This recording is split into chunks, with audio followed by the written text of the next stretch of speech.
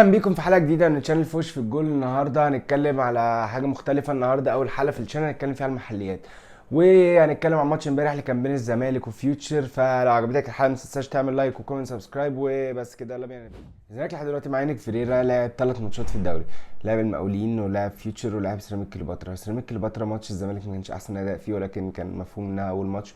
مقاولين الزمالك يعني بصراحة يعني كان في استحواذ بس على الفاضي، ما كانش فيه هجمات، ما كانش فيه شكل الفريق قوي. اخوان قلبين لما نزل وكان غير شكل الفريق، وده اللي هنجيله بقى في ماتش فيوتشر. زي في ماتش فيوتشر بتلعب تشكيلة كويسة جدا، التشكيلة كان كله بيتمناها: صبحي، عمر جابر، الونش، حسام عبد المجيد، محمود بن تايج، محمد شحاتة، عبد الله السعيد، ناصر ماهر، خوان الفينا يمين، شيكو بنزا شمال، وسترايكر عداء الدباغ.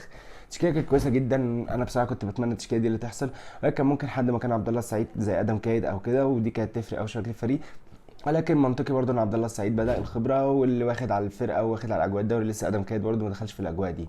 طيب، الزمالك إيه اللي حصل امبارح؟ الزمالك بدا ابتدى الشوط الاول حلو جدا جدا، الاداء كان كويس. خوان الفينا جاب جون عالمي عالمي، فارق بجد يا جماعه. الكواليتي بتاعت اي لعيب تاني في الدوري وجنبه اصلا، يعني بجد لعيب عالي قوي قوي قوي.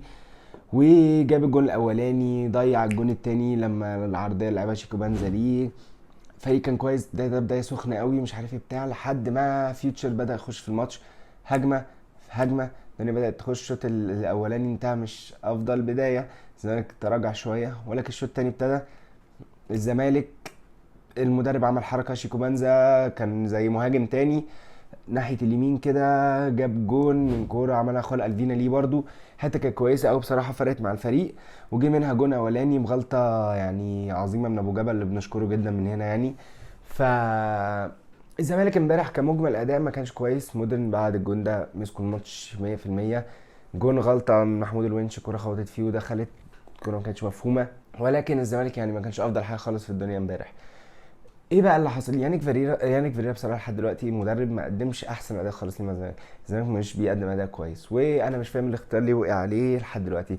يعني انت كابتن ايمن رمادي فنش معاك الموسم اللي فات تفنيشه كويسه وخد كاس مصر، ليه ما كانش كابتن ايمن رمادي؟ انا شايف ده كان منطقي ان كابتن ايمن رمادي يستاهل فرصه زي دي. ولكن ده ما يخليناش ننسى كابتن مجدي عبد العاطي امبارح اللي عمل ماتش حلو جدا جدا جدا قدام الزمالك. الفريق كان كويس، في لعيب في فيوتشر اسمه محمد مسعد برده، اللعيب ده كويس قوي قوي قوي يعني. الزمالك اصلا كان عايزه في الصيف وما عرفوش يجيبوه، ولكن اللعيب ده السنه الجايه ان شاء الله يكون في الزمالك. ودي كانت حلقتنا النهارده من شان فوش في الجول. لو عجبتك الحلقه ما تنساش تعمل لايك كومنت سبسكرايب، وبس كده. سلام.